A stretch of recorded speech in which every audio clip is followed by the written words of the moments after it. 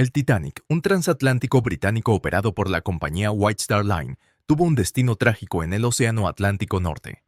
El barco se hundió tras chocar con un iceberg durante su viaje inaugural desde Southampton, en Inglaterra, hacia la ciudad de Nueva York. Este desastre sigue siendo el hundimiento más mortífero en tiempos de paz de un transatlántico o un crucero. El Titanic, construido por los astilleros Harland and Wolff en Belfast, Irlanda del Norte, era un buque imponente. Medía unos 269 metros de eslora y 28 metros de manga. Contaba con 10 cubiertas, cada una con funciones distintas, desde el espacio para los botes salvavidas en la cubierta superior hasta los lujosos camarotes y salones de primera clase en las cubiertas de paseo y de recepción.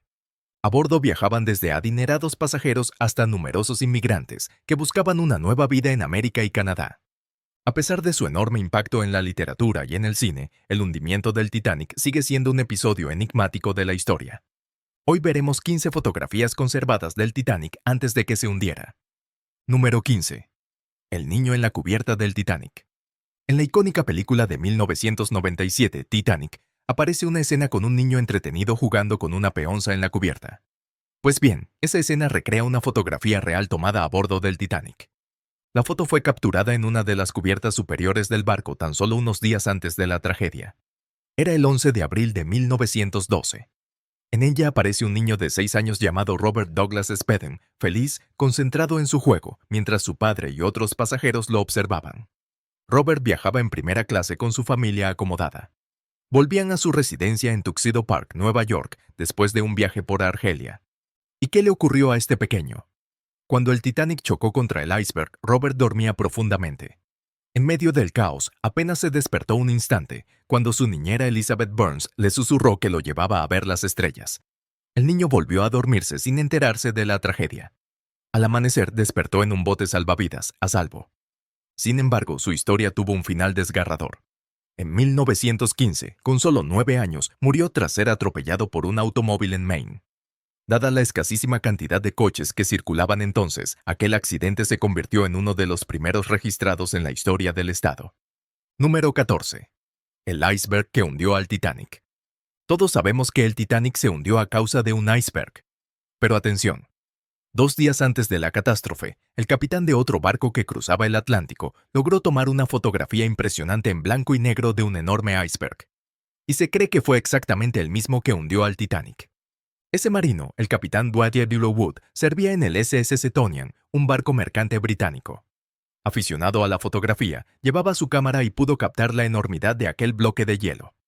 Lo más llamativo es que apuntó con precisión las coordenadas de la foto, y estas coincidían casi exactamente con el lugar donde el Titanic chocó y se hundió, cobrando la vida de 1.522 personas. Cuando el capitán Wood llegó a Nueva York, reveló la fotografía sin perder tiempo y envió una copia a su bisabuelo junto con una carta en la que afirmaba que aquel iceberg era el responsable del desastre del Titanic. De hecho, escribió sobre la foto, con tinta negra y gruesa: iceberg fotografiado por el capitán Wood, SS Setonian, en 41 grados 50 minutos de latitud norte y 49 grados 50 minutos de longitud oeste, el 12 de abril a las 4 de la tarde. Como sabemos, el Titanic golpeó un iceberg el 14 de abril de 1912 a las 10:20 de la noche y se hundió en apenas 3 horas. A lo largo del último siglo han aparecido otras fotos de icebergs en la ruta del Titanic, tomadas antes y después del choque. Sin embargo, lo que hace tan especial la foto del capitán Wood es que la forma de ese iceberg coincide casi a la perfección con los dibujos y descripciones de los testigos que vieron con sus propios ojos el bloque de hielo que marcó el destino del Titanic. Número 13. Los pasajeros de tercera clase. Esta fotografía nos ofrece una mirada a la experiencia de los pasajeros de tercera clase, conocidos también como pasajeros de entrepuente, instalándose a bordo del Titanic. En el Titanic, los pasajeros de tercera clase compartían baños comunes, comían juntos en comedores dedicados y dormían en camarotes con hasta 4 ocupantes por habitación. Aun siendo tercera clase, las condiciones que se ofrecían en el Titanic eran sorprendentemente buenas en comparación con lo que muchos conocían en sus países de origen. De hecho, se decía que los alojamientos de tercera clase en el Titanic se parecían a los de segunda clase en otros barcos de vapor. Eso sí, el espacio asignado era reducido y apenas tenían acceso a comodidades, pero había una ventaja muy notable. A los pasajeros de tercera clase se les servían comidas, algo excepcional en aquella época. ya que en muchos barcos debían llevar su propia comida. Aunque sus camarotes estaban situados en zonas menos atractivas, cerca del ruido y de las vibraciones de las máquinas, la sección de tercera clase del Titanic contaba con agua corriente y electricidad. Los hombres solteros se alojaban en la proa del barco, mientras que las mujeres solteras y las familias se acomodaban en la popa, donde había camarotes más grandes. Estos camarotes, aunque amplios para los estándares de entonces, tenían formas irregulares para adaptarse a la curvatura de la proa y la popa. Además de los camarotes, el Titanic ofrecía una sala común donde los pasajeros de entrepuente podían reunirse, descansar, leer, jugar a las cartas o realizar diversas actividades para pasar el tiempo. Aunque no podían entrar a zonas de entretenimiento como el gimnasio o la piscina, sí podían organizar sus propias fiestas y bailes. La mayoría de los más de 700 pasajeros de entrepuente eran inmigrantes que soñaban con comenzar una nueva vida en América. El Titanic era para ellos el billete hacia un futuro mejor. Lamentablemente, muchos jamás llegaron a destino. Solo una cuarta parte de los pasajeros de tercera clase sobrevivió a la tragedia, y entre ese pequeño porcentaje, apenas unos pocos eran hombres. Número 12. El gimnasio del Titanic.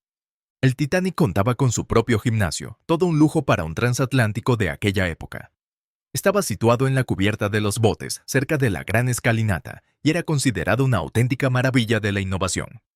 Al entrar, los pasajeros se encontraban con una sala luminosa, revestida de paneles de roble pintados de blanco y suelos enlosados.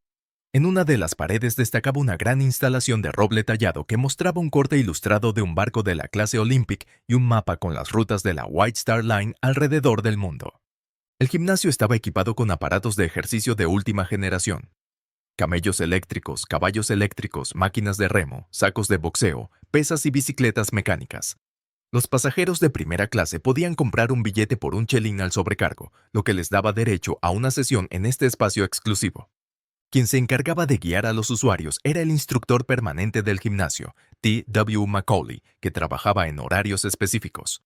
Al igual que en otras áreas recreativas del Titanic, existían normas de segregación por género y edad.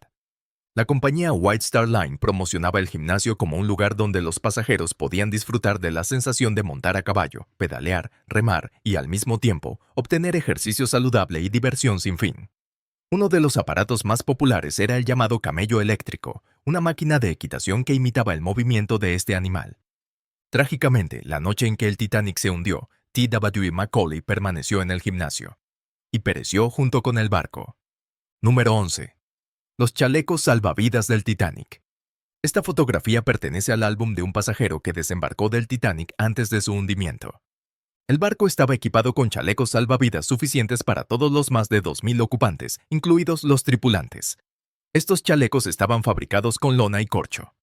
Aunque su diseño era rudimentario, sujetos apenas con tiras de tela, resultaban sorprendentemente pesados pero muy flotantes. Trágicamente, cuando el Titanic se hundía, muchos pasajeros que no lograron acceder a un bote salvavidas se vieron obligados a saltar por las barandillas o por los costados. Debido al diseño de los chalecos, el impacto contra el agua provocaba la pérdida de conocimiento en muchos de los que se lanzaban. En consecuencia, numerosos pasajeros se ahogaron, sufrieron fracturas en el cuello o murieron de hipotermia en las gélidas aguas. El corcho siguió siendo el material principal de los chalecos durante años, aunque solo después de la Segunda Guerra Mundial se mejoró realmente su diseño. La pérdida de tantas vidas en el Titanic y en otros incidentes similares fue una de las razones que impulsaron la evolución de los chalecos salvavidas. A pesar de sus defectos, todavía se conservan algunos chalecos originales del Titanic. Y lo curioso es que esas fallas no han desanimado a los coleccionistas. En subastas, estas piezas alcanzan cifras impresionantes. Uno de ellos, por ejemplo, llegó a venderse por $119,000. Número 10. La piscina del Titanic. La compañía White Star Line, responsable de la construcción y propiedad del Titanic, ya había introducido la idea de incluir una piscina en sus barcos con el RMS Adriatic, que zarpó en 1906. Así que, al diseñar el Titanic, decidieron mejorar aquel concepto y dotarlo de una piscina, conocida entonces como baño de natación. En 1912, disponer de una piscina a bordo se consideraba un lujo extraordinario, símbolo de la opulencia que ofrecía el Titanic. La piscina se encontraba dentro del barco, en el costado de estribor de la cubierta F. Tenía una profundidad constante de 1,80 m, aunque normalmente se llenaba hasta un nivel de entre 1,5 m y 1,80 m para permitir algo de movimiento del agua. Se llenaba con agua salada caliente y era de uso exclusivo para los pasajeros de primera clase. Su utilización requería un pago adicional y además no se permitía que hombres y mujeres se bañaran al mismo tiempo. Existía un horario gratuito para hombres, de 6 a 9 de la mañana. En cualquier otro momento debían pagar. Las mujeres, en cambio, tenían que abonar una tarifa cada vez que querían bañarse, sin ningún periodo gratuito. Los niños no estaban autorizados a usar la piscina. Nadar en la piscina del Titanic costaba unos 25 centavos por persona, y el precio incluía el préstamo de un traje de baño. El coronel Archibald Gracie, pasajero del Titanic, disfrutó de un baño allí apenas 24 horas antes del hundimiento. Describió el agua salada caliente como vigorizante y tenía previsto volver a nadar a la mañana siguiente. Por fortuna, logró sobrevivir al desastre aferrándose a uno de los botes plegables hasta que fue rescatado. Número 9. Los botes salvavidas insuficientes. Desde el trágico hundimiento del Titanic, la escasez de botes salvavidas a bordo ha sido considerada uno de los principales factores que explican la altísima cifra de muertes. En esta fotografía tomada por el reverendo F. M. Brown, pasajero que desembarcó del barco tras su breve trayecto de Southampton a Queenstown, Inglaterra, se aprecia el puente del Titanic y uno de sus botes salvavidas. Las múltiples investigaciones realizadas, tanto en el Reino Unido como en otros países, concluyeron que unas normas adecuadas habrían evitado aquella catástrofe. En cuanto al cumplimiento técnico, el Titanic seguía la Ley de Marina Mercante de 1894, vigente en el momento del naufragio. Según la Biblioteca del Congreso, esta ley exigía que los barcos de más de 10.000 toneladas llevaran 16 botes con capacidad para 990 personas. El Titanic, sin embargo, superaba con creces esas cifras. Con casi 50.000 toneladas, era el buque más grande de su tiempo. Aún así, llevaba solo 20 botes salvavidas, suficientes para albergar a la mitad de los más de 2.000 ocupantes. La noche del desastre, apenas 700 personas lograron subir a ellos. Y para colmo, muchos botes fueron arriados con menos pasajeros de los que cabían, por miedo a que el mecanismo de descenso no soportara el peso. El primer bote que se lanzó, por ejemplo, podía llevar a 65 personas, pero partió con apenas 25. Lo más sorprendente, no se realizó ningún simulacro de incendio ni de evacuación antes del hundimiento. Un ejercicio con botes estaba programado justamente para la mañana del día del desastre, pero el capitán John Smith lo canceló, al parecer para celebrar un último servicio religioso de domingo antes de su retiro. Tan solo 2 años después de la tragedia, se instauró el Convenio Internacional para la Seguridad de la Vida Humana en el Mar, conocido como SOLAS, que obligó a todos los barcos de pasajeros a disponer de botes suficientes para cada persona a bordo. Hoy en día, SOLAS exige que los barcos tengan capacidad de botes equivalente al 125% del número total de personas que transportan. Número 8. El capitán y el sobrecargo del Titanic. Esta imagen muestra al capitán británico Edward J. Smith junto al sobrecargo del Titanic, Hugh Walter McElroy. La foto fue tomada por un pasajero que desembarcó en Queenstown, Irlanda, 3 días antes del hundimiento. Tristemente, ambos perecieron en la tragedia. 3 días después de zarpar de Southampton en su viaje inaugural, el capitán Smith siguió su rutina dominical. Inspeccionó el barco, pero decidió no realizar el simulacro de seguridad previsto, dirigió un servicio religioso y se reunió con sus oficiales para calcular la posición del buque. El Titanic mantenía entonces una velocidad impresionante de 22 nudos. La tarde del 14 de abril de 1912, la temperatura descendió a niveles gélidos y el Atlántico Norte estaba tan calmo y liso como un espejo, lo que dificultaba detectar los icebergs, muy habituales en esa zona en primavera. Pese a estas condiciones, el capitán mantuvo la máxima velocidad, convencido de que la tripulación reaccionaría a tiempo si avistaba algún iceberg. Sin embargo, aquella noche Smith no se encontraba en el puente cuando el Titanic chocó contra el bloque de hielo. Al ser informado de los daños, pidió de inmediato un informe a Thomas Andrews, el diseñador del barco, quien determinó que el hundimiento era inevitable. A las 2:20 de la madrugada del 15 de abril, el Titanic desapareció bajo las aguas. El capitán Smith fue visto por última vez en el puente. Circularon rumores de que rescató a un niño de morir ahogado, pero esas afirmaciones fueron desmentidas. Su cuerpo nunca apareció. Con el tiempo, sus decisiones fueron analizadas con opiniones divididas. Algunos lo criticaron por no reducir la velocidad. Otros defendieron que, con su experiencia, creía razonablemente que podía maniobrar el buque a tiempo. También se cuestionó su ausencia del puente en el momento en que el Titanic entraba en la zona de hielos. Número 7. El comedor de primera clase. El comedor del Titanic ocupa un lugar destacado en la historia. Fue el más grande jamás construido en un transatlántico. El comedor de primera clase podía acoger cómodamente a más de 500 personas al mismo tiempo y se extendía a lo ancho del barco con una longitud de 35 metros. Este espacio majestuoso estaba decorado en tonos blancos, ofreciendo un ambiente perfecto para que los pasajeros más ricos comieran y socializaran. La oferta culinaria era sencillamente exquisita, digna de un palacio. Langosta suculenta, codornices egipcias, melocotones jugosos, caviar de primera calidad y uvas frescas. Todas las frutas llegaban en perfecto estado y los platos eran preparados por chefs que atendían los paladares más refinados. El desayuno se servía de 8 a 10 de la mañana, el almuerzo de 1 a 2 y media de la tarde y la cena de 7 a 8 y cuarto de la noche. Para avisar de cada comida, el trompeta del barco, Peter W. Fletcher, interpretaba la marcha The Roast Beef of All England. La cena era un acto elegante. Los caballeros vestían esmoquín y las damas lucían las últimas tendencias, acompañadas de perfumes exóticos importados y sus joyas más valiosas. Un lugar especialmente apreciado era el restaurante à la carte, exclusivo para pasajeros de primera clase. El diseño del comedor estaba inspirado en la arquitectura británica. Contaba con asientos y mesas de roble muy cómodos, y cada rincón estaba adornado con mobiliario lujoso que combinaba la elegancia con el confort. Para completar la atmósfera, una orquesta tocaba mientras los pasajeros disfrutaban de sus manjares. La música suave creaba un ambiente de serenidad que invitaba a relajarse y disfrutar al máximo de la experiencia. Número 6. Un casco comprometido. Esta imagen muestra la construcción del casco del Titanic, el cuerpo central del barco. Como en otras grandes estructuras de su época, el casco estaba ensamblado con más de 3 millones de remaches de hierro y acero, que en conjunto pesaban unas 1.200 toneladas. Estos remaches se colocaban con máquinas hidráulicas o a martillazos, uno a uno. El Titanic tenía un doble fondo para reforzar la base, pero los costados eran de pared simple. Se dividía en 15 compartimentos que podían cerrarse con solo accionar un interruptor. Sin embargo, los mamparos que separaban esas secciones contaban con varias puertas de acceso, añadidas para ofrecer más comodidad a los pasajeros de lujo. En los últimos años, el periodista irlandés Senan Moloney ha planteado una teoría que sugiere que el casco del Titanic ya estaba dañado semanas antes del viaje inaugural. Basándose en fotografías y testimonios de la época, sostiene que se produjo un incendio espontáneo en uno de los enormes depósitos de carbón, debilitando una parte crítica del casco. El calor extremo habría afectado directamente al acero. Por eso, cuando el Titanic chocó contra el iceberg, la estructura ya comprometida no resistió y se abrió una brecha fatal. La teoría de Moloney ha despertado escepticismo.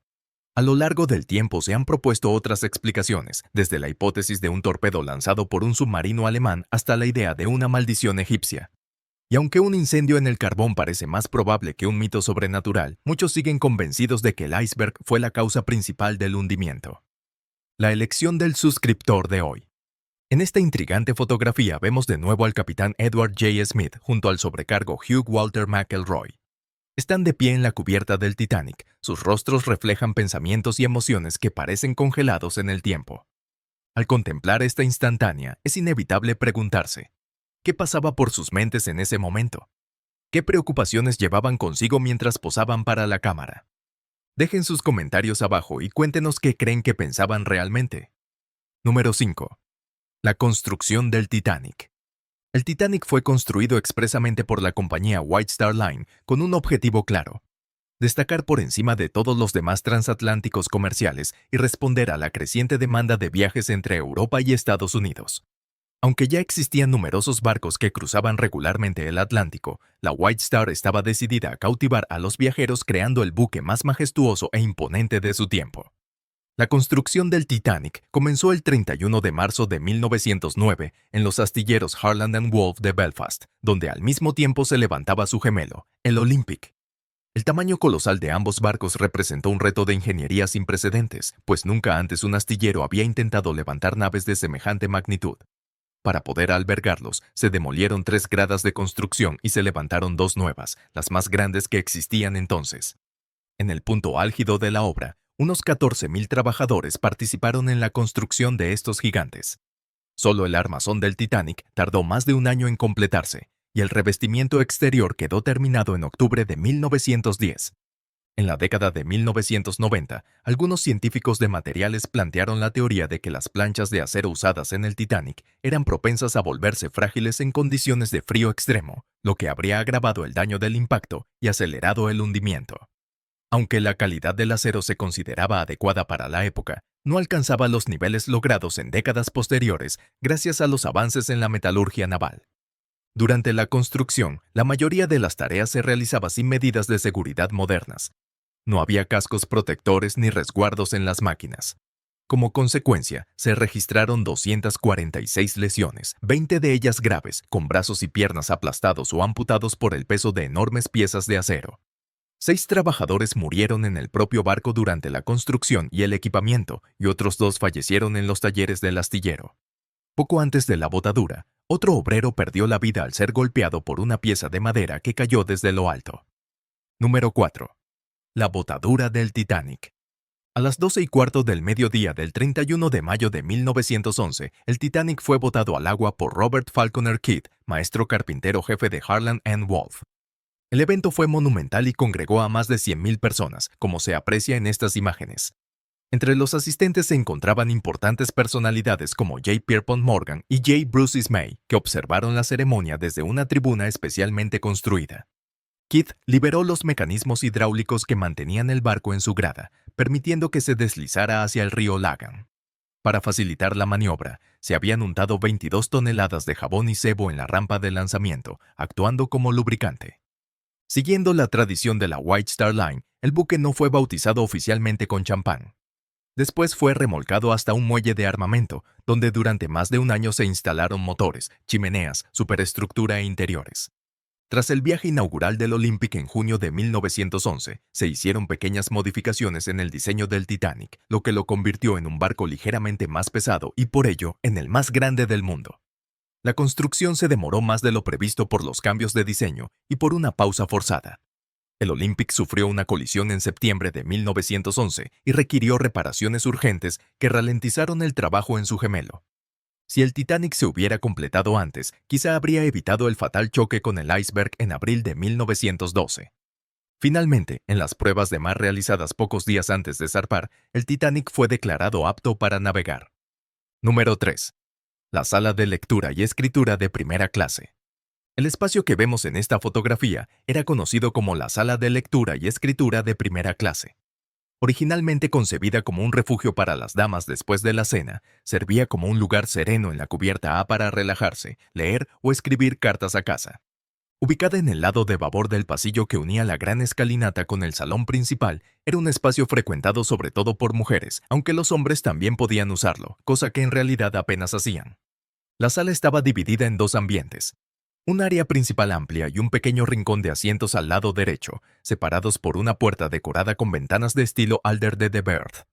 Elevada sobre la cubierta de los botes, contaba con ventanales de más de 3 metros de altura adornados con cortinas de seda rosa, que dejaban pasar abundante luz natural. El estilo georgiano refinado dominaba la decoración. Molduras intrincadas, paneles elegantes, columnas estriadas y una chimenea de mármol blanco. Palmeras en macetas añadían un toque de frescura, mientras apliques con pantallas y lámparas de araña de cristal proporcionaban una luz suave. Sofás y sillas tapizados en seda amarilla y azul se disponían en torno a mesas y escritorios de escritura. La sala de lectura y escritura abría de 8 de la mañana a 11:30 de la noche, en paralelo con el horario del salón contiguo de primera clase. Los pasajeros podían tomar prestados libros de la biblioteca del salón, escribir cartas o enviar postales, que se despachaban en los puertos de Cherburgo, Francia, y Queenstown, Irlanda. Sin embargo, la sala se utilizó muy poco. Muchos pasajeros nunca llegaron a entender bien su propósito. Hoy, debido a la destrucción del barco y al colapso de la cubierta superior, permanece inexplorada y dañada. Curiosamente, restos de la sala, como un sofá amarillo y una silla rosa, aparecieron en las playas de Terranova. Esto sugiere que alguien pudo haber entrado en la sala, sacado algunos muebles y arrojado al mar con la intención de usarlos como improvisados flotadores. Número 2. El comedor de segunda clase. El comedor de segunda clase del Titanic era un espacio amplio y elegante, situado en la cubierta D. Podía albergar a 394 personas al mismo tiempo, con largas mesas que cruzaban todo el salón, como se observa en esta imagen. El mobiliario, de caoba y tapizado en color carmesí, daba al conjunto un aire distinguido. Para garantizar la seguridad en caso de marejada, tanto las mesas como las sillas giratorias de caoba estaban firmemente atornilladas al suelo. Las comidas de segunda clase se preparaban en las cocinas compartidas de primera y segunda clase, ubicadas en la misma cubierta, que también abastecían al gran comedor de primera clase. Mientras los pasajeros disfrutaban de sus platos, una banda amenizaba la velada con música en vivo, creando un ambiente agradable que se prolongaba incluso después de cenar. Un detalle curioso. En el comedor de segunda clase no se utilizaban bandejas para servir, algo que complicaba la labor del servicio. Aún así, el espacio irradiaba elegancia y cumplía su función como lugar de encuentro donde los pasajeros podían reunirse, disfrutar de sus comidas y estrechar lazos durante la travesía. Número 1. La sala de fumadores de primera clase. La sala de fumadores de primera clase era un distinguido salón nocturno, reservado exclusivamente para los caballeros de primera clase. Allí se reunían para conversar, tratar negocios y política, fumar, beber y hasta participar en juegos de azar, salvo los domingos. El ambiente recordaba a un selecto club inglés. Paneles de caoba oscura con incrustaciones de nácar, detalles tallados con exquisitez, vitrales y grandes nichos iluminados desde atrás que proyectaban un resplandor cautivador. El suelo estaba cubierto con baldosas de linóleo en tonos azules y rojos, mientras que el techo de estuco lucía medallones decorativos. En el centro, sobre la chimenea principal, destacaba un cuadro de Norman Wilkinson titulado Approach to the New World. La sala atraía a jugadores entusiastas y a profesionales de las cartas. Al menos 4 jugadores reconocidos viajaban a bordo del Titanic. Los camareros del bar contiguo atendían con rapidez las peticiones de puros y bebidas, completando la experiencia de lujo. Durante el hundimiento, la sala de fumadores fue escenario de momentos cargados de emoción. En la madrugada de aquella noche fatídica, poco antes de las 2, Archibald Gracie, escritor estadounidense y superviviente del Titanic, entró en la sala. Encontró al mayor Archibald Butt, al artista Francis Davis Millet, a Clarence Moore y a Arthur Ryerson jugando su última partida en la mesa de siempre. Cerca de ellos, William Stead, renombrado escritor y periodista británico, permanecía sentado, absorto en la lectura de un libro. Emil Tausig, gerente de la compañía West Disinfecting, parecía tranquilo, con las manos entrelazadas en el regazo, mirando al suelo como si aceptara resignado lo que estaba por ocurrir. Alrededor de las 2:05, los jugadores se despidieron y abandonaron la sala. Millet y el mayor Butt, según se cuenta, se quedaron atrás y probablemente saltaron juntos al mar. Gracie salió también y consiguió sobrevivir. En cuanto a Tausig y Stead, se sabe que ambos perecieron en el naufragio. Y con esto llegamos al final de este recorrido por las imágenes y las historias más impactantes del Titanic. Si este viaje al pasado les ha resultado interesante, no olviden dejar un like, compartir sus impresiones en los comentarios y, por supuesto, suscribirse al canal para no perderse los próximos relatos. Nos vemos en el siguiente video.